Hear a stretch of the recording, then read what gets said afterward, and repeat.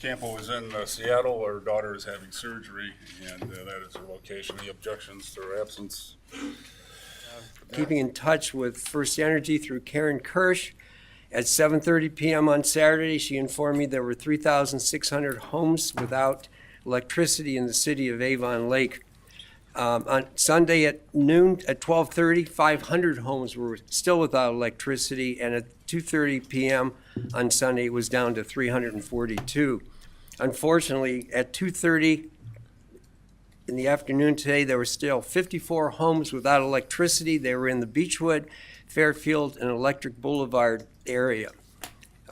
Moorwood is also experiencing an outage, and that I believe that they are included in that number. So, well, an individual from the Auditor of State's office appeared today, dropping off an award, and it's to the City of Avon Lake. Steve Presley, Finance Director. This award is presented for excellence in financial reporting related to your comprehensive annual financial report and compliance with the applicable laws for the fiscal year ending 2017.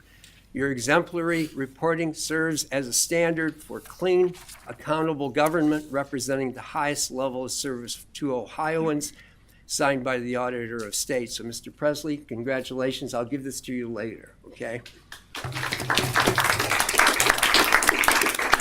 Thank you. I distributed my weekly update, but due to the storm this weekend, we have sent out additional crews to pick up branches across the city. We've had them sweeping. Usually this time of year we have one truck that just works across the city, but now we currently have 3 of them out and about. So please leave your branches out. We will come by and grab them.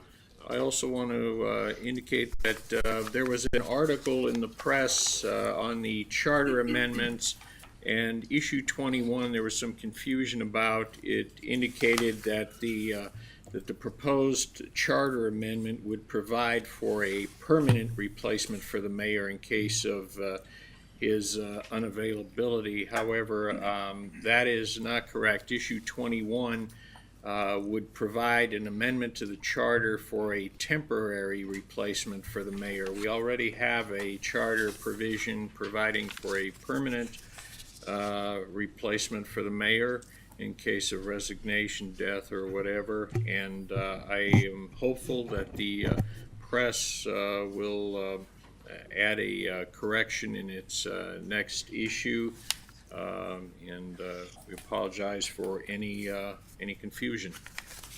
Go ahead. Address the false accusation of Mr. Lux, and I want to correct the record as to what I told him. I explained to him that I represent the residents of Ward 1, which is true. I do not represent the residents of Ward 2, and I would never state anything along the lines of I don't care about the residents of Ward 2, but that it's my duty and obligation to represent the residents of Ward 1. It is accurate that I indicated to him that I am concerned about a lawsuit to the city, which of course would impact the residents of Ward 1, but I just want to very clearly articulate that I never mentioned that I do not care about the residents of Ward 2. Thank you, Mr. President. Thank you, sir.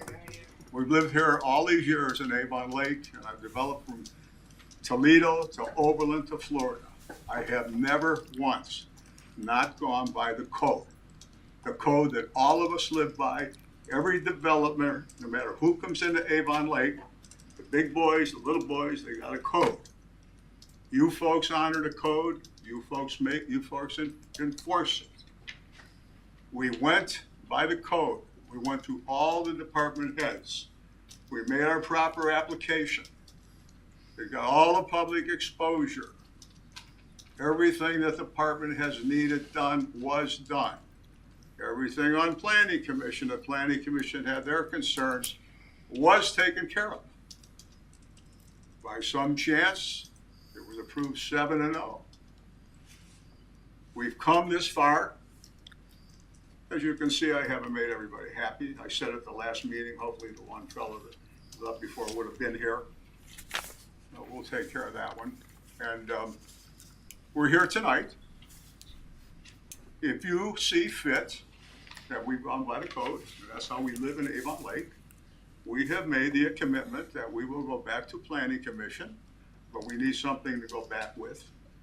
We've taken in all the remarks that we've heard from everybody.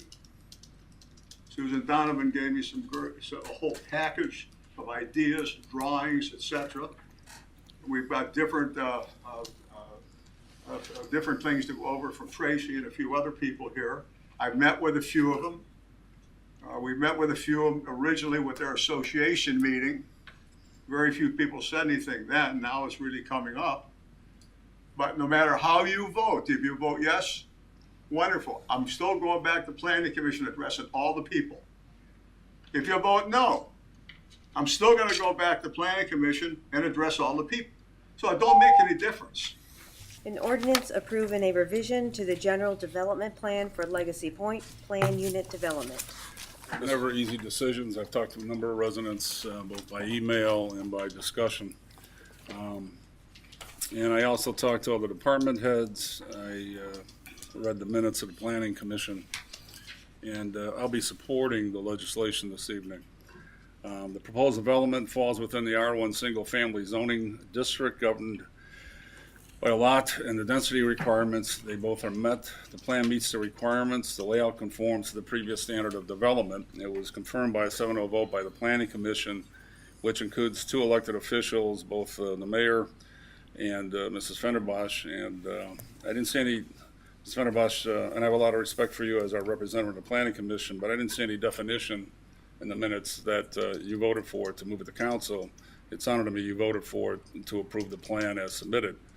In terms of the stormwater, which originally was the #1 concern, the plan details the use of retention ponds, backyard drains, added catch basins, drain tiles, pitchings of fairways to change the drainage and limit the flooding.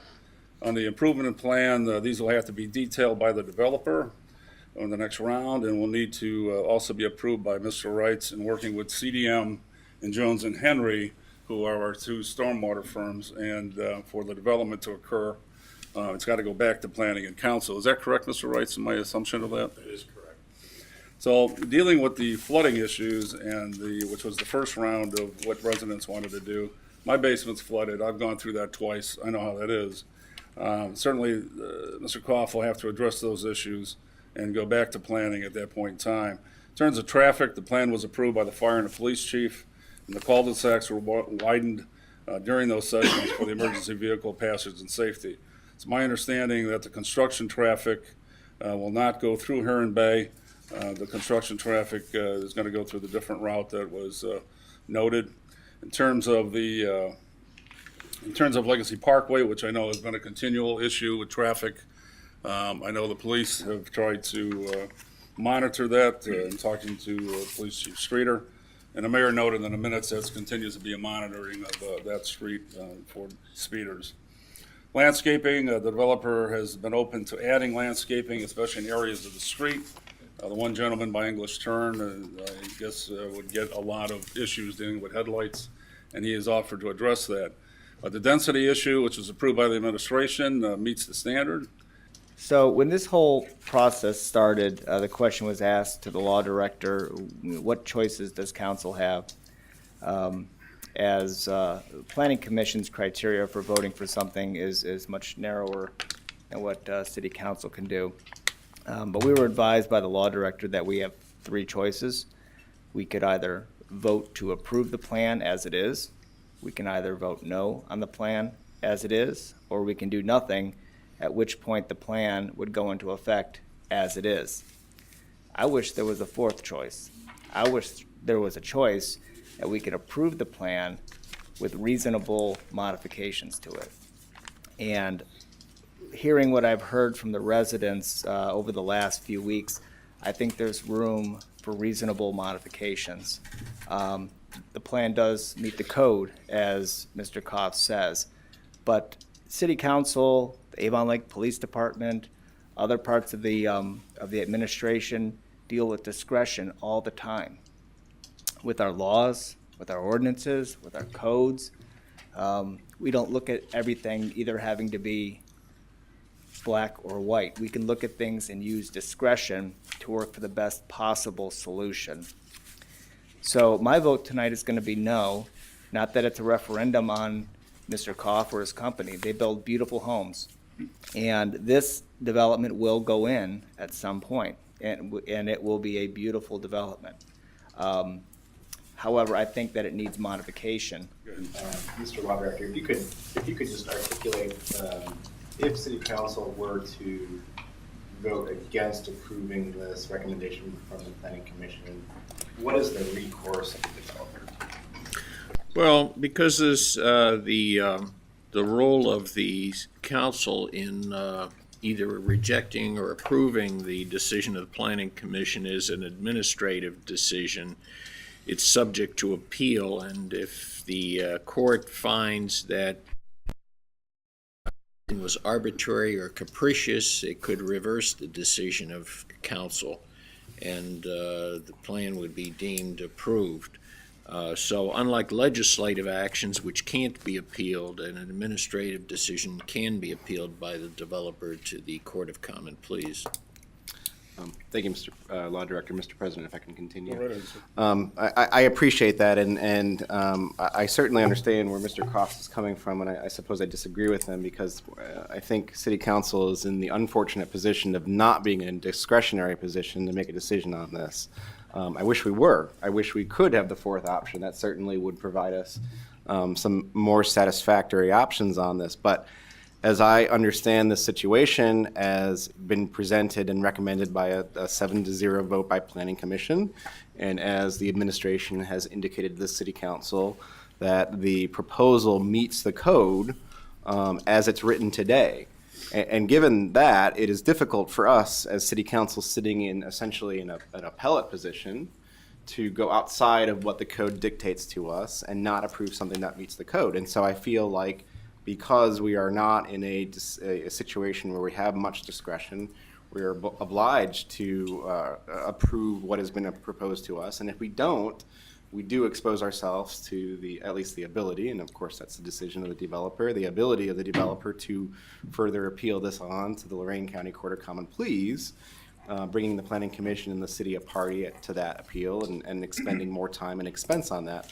That's not something I'm interested in pursuing on behalf of all of the city. While it's not exactly savory to everybody or fortunate to everybody, I think that's the role we're in. And because of that, I have to make a decision based on that. Thank you. Thank you, sir. I know that there's some other concerns, traffic and work trucks coming up and down the street.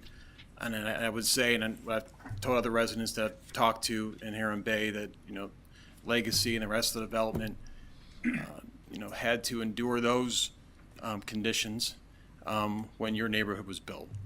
And so I think I don't know that would be a situation that I would, vote against it because of more development within the area. Mr. Koff owns that golf course. He's at liberty to do what he wants to do with that within code. And after talking with the law director and our administration here, and after reading through the code myself, I feel that he is within the code of doing that. And that's why I'm voting yes for this. Thank you. Mr. Lieberman, this is probably a close vote. I would imagine if it's a 3-3 vote, the ordinance would fail. Is that correct? Well, the way the ordinance is written, it appears that, and I would do some checking on this, obviously, but my reaction is you have one of two choices. You can approve it, you can reject it. If you take no action, it's approved, deemed approved. So a 3-3 vote, to me, indicates you've taken no affirmative action, either to approve or reject the Planning Commission's recommendation. I would like to venture a suggestion, though, given that there are 6 members of council. Our 7th member, unfortunately, for very legitimate reasons, cannot be here this evening, and certainly it is entirely appropriate that she's with her family this evening. But I would venture a motion myself, personally, if I got some feedback, to postpone to a time certain under our own ordinances to delay a vote on this in order that we have 7 members and an odd number of members available to make a decision. I think that gives satisfaction to the residents. I think it gives satisfaction to the developer. There are no outstanding issues and ambiguities as to what a tie vote means. And it just might be a better result, up or down, right? I think people would rather hear up or down if we delayed this. Mr. So that would be my suggestion, and I'd be happy to venture a motion to that end. Like I said, I will do the research on this if you elect to go forward with the vote tonight, but I would just point out that unlike most of your legislative decisions where you have a motion and if it doesn't receive a majority vote, the motion basically dies. In this situation, you're acting as a reviewing body of Planning Commission's decision. When a court of appeals looks over the decision of a lower court, if they reach a tie vote, the lower court decision stands.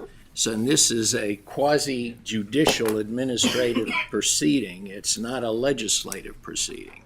So as I said, I will do to come up with what I hope would be a definitive answer, although I may not be able to. But in my best, right now, shooting from the hip, just looking at the way this ordinance is structured and looking at the relationship that's set up between this body and the Planning Commission and deciding whether or not to approve the Planning Commission's vote, in my opinion, a 3-3 tie does not reject the decision, does not overturn the decision of the Planning Commission. But I will do the research on it. Okay, with that, we'll have the vote, Ms. Rossmarin, the vote on 11,157, please. Mr. Arnold? Yes. Mrs. Fenderbosh? No. Mr. James? Yes. Mr. Koss, No. Mr. O'Donnell? Yes. Mr. Zuber? No. And with that, we have a 3-3, and get the opinion of the law director, and we'll have to wait and see how that comes out. With that, we go to any announcements anybody has? Mr. Koss. Yeah, thank you, Mr. Council President. It's going to be a little difficult adjusting from the previous discussions to something that I think that we can all agree upon, and that was this past Saturday's very successful but very trying Boo by the Woods and Trail of Haunted Tales. The mayor had mentioned in his report the damage that was done throughout the city and what the weather conditions were like. We were dealing with a National Weather Service gale force warning. We had a code red at 4:30 in the afternoon. We had power outages throughout the city. And when that code red went out, I was actually in the Cough Reservation at the time. And it was scary as we were setting up for the haunted trail. Seeing those trees swaying, branches coming down, I couldn't get out of there fast enough. Once we were out, it was quickly realized that for the safety of the public, there was no way that we were going to be able to put anybody into those woods. So what we had to do, at 4:30 that call was made and when we canceled the event. At 4:45, dozens of students from the Avon Lake Drama Club, Avon Lake High School, began to arrive at the library in their costumes and their makeup. They had been preparing their scenes and their dialogue for weeks. And as they came through, I had to tell them that the haunted trail that they had worked so hard on for the last several weeks was canceled.